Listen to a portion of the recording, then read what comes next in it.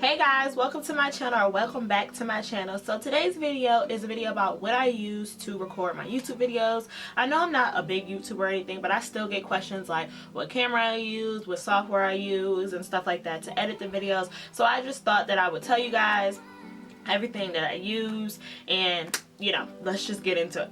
So first I'm going to start with my camera. I use the Canon T5i. Yeah, the Canon T5i. It's called, I'm looking at it right now. It was like, I wouldn't say this should be your first camera when you join YouTube, because this camera cost like a pretty penny. It was under $1,000, but it was like, I don't remember, it was either 500 or 600, and then like with tax it was either 600 or 700. So like, and I bought the warranty and stuff like that. But this camera, like, it was an investment. My mom was I was fortunate enough that my mom got it for me, but it's an investment, and it was something that I got later on after I had continued to try YouTube and I noticed that I liked it and stuff. So you don't have to start off with the best of the best camera. The first camera that I ever had was this. It's the Nikon Coolpix Coolpix L840. I always get this name mixed up, and it looks like this, and it just has a screen like that, and it doesn't. The reason I got a new camera is because I wanted a new flip screen. Well, I wanted a flip screen, and I also wanted better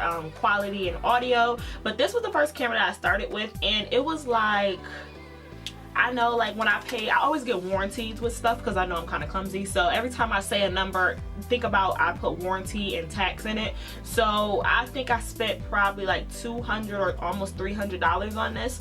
But I feel like now it's cheaper. It's a lot cheaper. So if you want this camera, it's going to be a lot cheaper. But I feel like it was a good investment for me to start my YouTube channel. So yeah, I'll leave the link down below that I did the review for this and everything. So this was my first camera, and I'll leave that link down below. Next is lighting. I am a big fan of YouTube videos that have good quality, good lighting, and good audio. So I said when I started my YouTube channel that I wanted a ring light, because my house, like, when I wanted to start at my house, I couldn't because the lighting is just not good. Like, the windows, I have a lot of windows, but the lighting is just not there for me to do videos in my room or where I wanted to do my videos at. So I was like, I have to get a ring light. And then when I went to college, the lighting still just wasn't there for me. So I was like, okay, I'm just gonna have to buy a ring light. But I did not buy the most expensive ring light. No. I bought this ring light called the Neewer ring light. It was from Amazon. I also did a review. That was like my first video I think I ever did on YouTube, and I'll link that down below. And this ring light was probably it was $125 all together with the stand and the piece to hold the camera.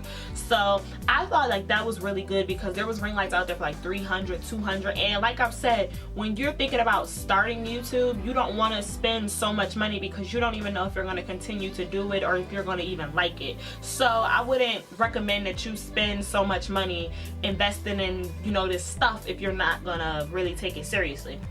But basically, I got this ring light. It was $125, and that was like one of the first things that I started off with in that camera. So next is editing. I use Windows Movie Maker.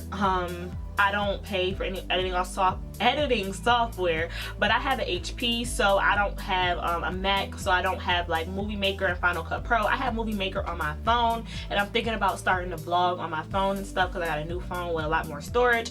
But yeah, I use Windows Movie Maker, and I just make do with make do. I don't get to put like the little fun things on my videos and add little clips and stuff like that. But you have to get to that type of stuff. Like, you gotta spend money to make money. Like, you gotta spend money if you want better quality and stuff like that. So I just think one day I'll pay for an editing software, or I'll get a Mac laptop, and I'll just get Windows Movie Maker. So next is my remote that I use for my camera and my laptop. Of course, when I do this video, I don't have my little remote, but I will link it down below. It's only but so big. It's probably like even smaller than this. Like, it's like probably like this big. It's like a little remote that you could click to turn on your videos and click to turn off your videos, and you can click it to take pictures. Like, I think that remote is good. It's good for this camera and other Canons, but it's good for like even if you want to take family pictures and you want to set a timer and stuff like that. But now, like what I was saying about a laptop, I could look over here. If I ever look over here, I'm sorry guys, but I'm looking at myself. I have my camera hooked up to my laptop so that I don't have to use my little flip screen. I can just use an external monitor. I can use an external monitor. That's why I don't have my remote, because I can click on and off my video right from my external monitor. And I will leave the software that I use to hook up the external monitor to the camera. If you have any type of Canon, you're able to get this software for free. I couldn't figure out how to download it to my computer, so I called the Canon people and they helped me, and you just got to put like the serial number for the camera in, and then it downloads to your computer, and now I can like download my video straight from my camera on the computer without moving a memory card and stuff like that. Also memory cards. My memory cards are 16, I think. I need to get bigger ones because I always have to empty them and then put stuff back on them, but then it makes me actually edit the video and actually do stuff with the video. But yeah, and then last but not least is backdrops. This backdrop right here came from Joanne Fabrics. It's basically just a whole bunch of sparkles and it's just thrown up on the wall. That's what your favorite YouTubers use. Like, they use backdrops like fabrics, and it's just called like depth of field.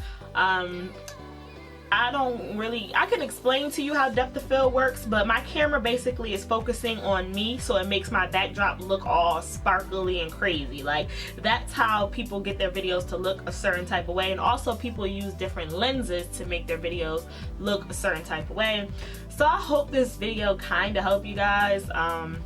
I don't know, I'll leave all the links to like the remote, the ring light, and also this camera and my Canon camera down below so you guys can see that. And I'll link like my reviews that I did for all these different things. I didn't do a review on my Canon, but I really like this camera, and if you're willing to spend the money, I think it's really worth the money if you're willing to spend it. But I hope you guys enjoyed this video. Bye guys.